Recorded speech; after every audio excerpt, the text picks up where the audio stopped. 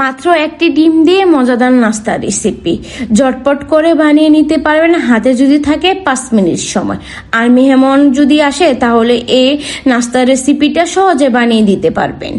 আসসালামু আলাইকুম, পুরো ভিডিওটা মন দিয়ে দেখবেন, তাহলে বুঝতে পারবেন আমি খুবই সহজভাবে খুবই সহজ রেসিপিতে এবং ঘরোয়া উপকরণ দিয়ে কিন্তু আজকের নাস্তার রেসিপিটা বানিয়ে নিয়েছি। আমি প্রথমে একটা ডিম নিয়েছি, তারপর একটা ডিম একটা বাটিতে সুন্দর করে আমি ভেঙে নিয়েছি। ভেঙে নেওয়ার পর ডিমের সাদা অংশটা থেকে আমি কুসুমটা আলাদা করে নিয়েছি। আমি একটা হ্যান্ডউইচ মাধ্যমে কিন্তু ডিমের ফুমটা করে নিব।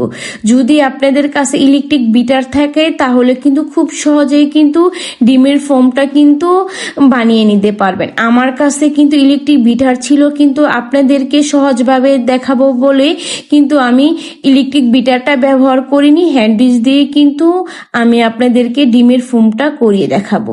এই তো আমি খুবই সুন্দর করে এবং খুবই সময় নিয়ে কিন্তু ডিমের ফোমটাকে কিন্তু করে নিতে হবে।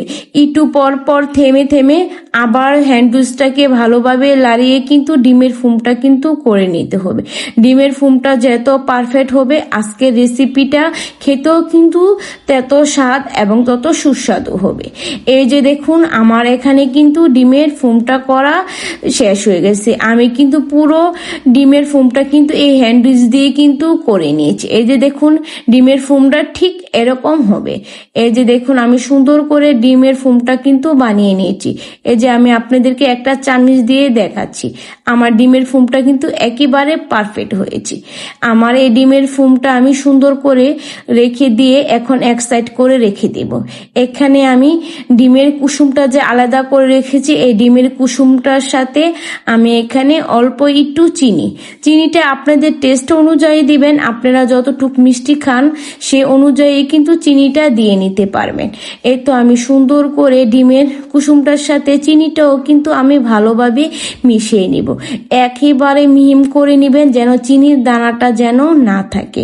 এই যে আমি সুন্দর করে দিয়ে কিন্তু চামচ দিয়ে লেড়ে চেড়ে কিন্তু আমি চিনিটাকে সুন্দর করে ডিমের কুসুমের সাথে কিন্তু আমি ভালোভাবে মিশিয়ে নিব। যতটুক পর্যন্ত চিনিটা না গলে আমি এতটুক পর্যন্ত কিন্তু চিনিটা কিন্তু চামচ দিয়ে লাড়াতে থাকবো। এখানে আমার অল্প একটু ময়দা লাগবে।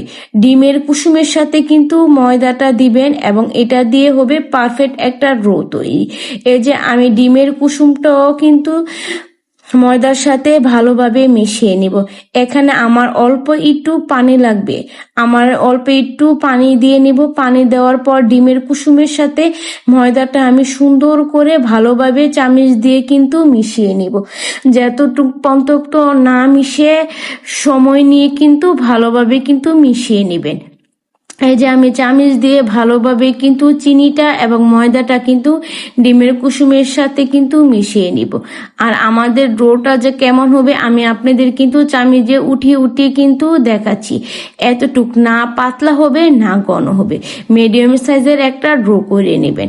এই যে আমি সুন্দর করে কিন্তু আপনাদেরকে দেখাচ্ছি, আপনারা কিন্তু চোখের আন্দাজে কিন্তু ভালোভাবে দেখে নেবেন। এই যে আমার সুন্দর করে ডিমের ফুম এবং ডিমের কুসুম একটা ডো তৈরি করেছি যে ময়দা দিয়ে, ওইটা দেখেন আমার ময়দা এবং কুসুমের ডোটা দেখেন কতটুকু ঠিক হয়েছে। এরকম ভাবে আপনারা সুন্দরভাবে বানিয়ে নেবেন, তাহলে কিন্তু আপনাদের নাস্তাটাও খুবই মজা হবে এবং খুবই লোমনীয় হবে। এই যে দেখুন আমি কিন্তু আপনাদেরকে আবার দেখাচ্ছি। এই দুইটা জিনিসই কিন্তু আমার একদম পারফেক্ট ভাবে রেডি হয়ে গেছে। এখন চলে যাব চুলায় একটা ফ্রাই প্যান বসিয়ে আমি এখানে অল্প একটু সয়াবিন তেল দিয়ে নিব। সয়াবিন তেলটাকে আমি সুন্দর করে একটা প্যাচুলা দিয়ে পুরো সাইডে ফ্রাই প্যানে আমি চারোদিক দিয়ে ছড়িয়ে নিব। এই তো আমার চারোদিক দিয়ে ছড়ানো শেষ। এখন চলে যাব আমরা ময়দা এবং ডিমের কুসুম দিয়ে যে ডোটা তৈরি করেছি ওইটাকে আমি সুন্দর করে একটা প্যাচুলা দিয়ে সুন্দরভাবে ফ্রাই প্যানে চারোদিক দিয়ে আমি সুন্দরভাবে ছড়িয়ে দিব। এই কাজটা একটু সাবধানভাবে করবেন, না হলে কিন্তু পুরোটা কিন্তু উঠে চলে আসবে আপনার প্যাচুলার সাথে। আমি কিন্তু খুবই সাবধানতা ভাবে এবং খুবই সময় নিয়ে কিন্তু আমি চুলার ফ্যানে কিন্তু আমি ছড়িয়ে দিচ্ছি।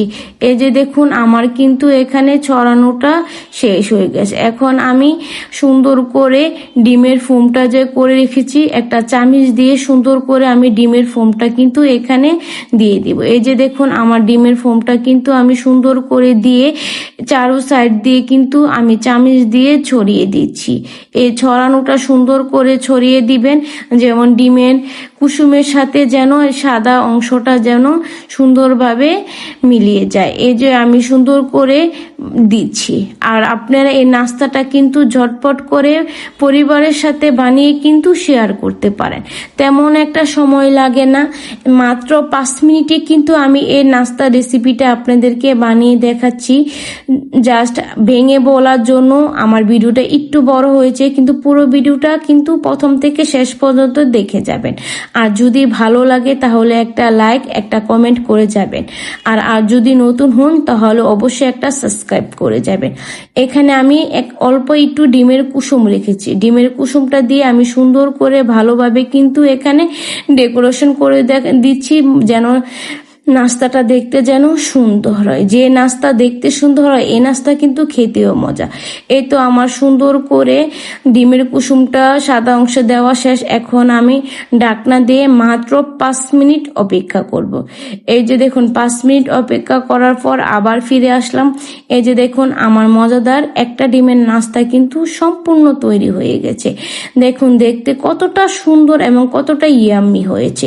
এই যে দেখুন আমার ডিমের নাস্তাটা কিন্তু একেবারে পারফেক্ট হয়ে গেছে। এখন আমি চারোর সাইড দিয়ে সুন্দরভাবে ছড়িয়ে একটা প্লেটে আমি নিয়ে নিচ্ছি। এই যে দেখুন আমার ডিমের নাস্তাটা কিন্তু কতটা লোমনীয় হয়েছে, দেখতেই দেখা যাচ্ছে কতটা স্বাদ হবে। এই তো আমি সুন্দর করে একটা প্লেটে নিয়ে নিব। এখন আমি আপনাদেরকে এই নাস্তাটা সুন্দর করে কেটে দেখাবো যে আমার নাস্তাটা কতটা পারফেক্ট হয়েছে। এই যে দেখুন আমি চলে আসলাম একটা ডিমের নাস্তাটাকে কেটে নেওয়ার জন্য।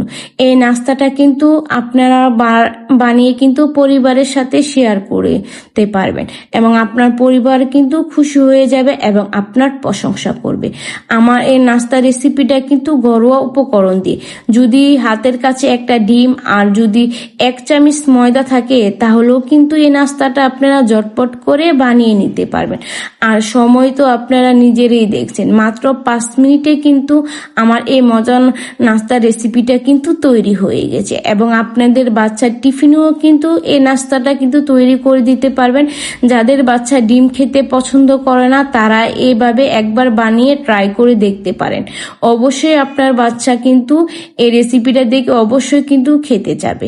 এই তো আমি সুন্দর করে আপনাদেরকে কেটে দেখাচ্ছি।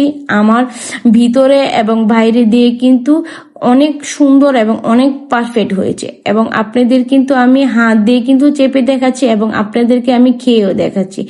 এই যে আমি অল্প একটু করে খেয়ে নিয়েছি এবং ডিমের নাস্তাটা কিন্তু খেতে খুবই মজা হয়েছে। আপনারাও একবার যদি বাসায় বানান তাহলে অবশ্যই আমাকে কমেন্ট করে জানাবেন। আমি কিন্তু আপনাদের কমেন্টের আশায় থাকি এবং আপনাদের কমেন্টে রিপ্লাই দিই।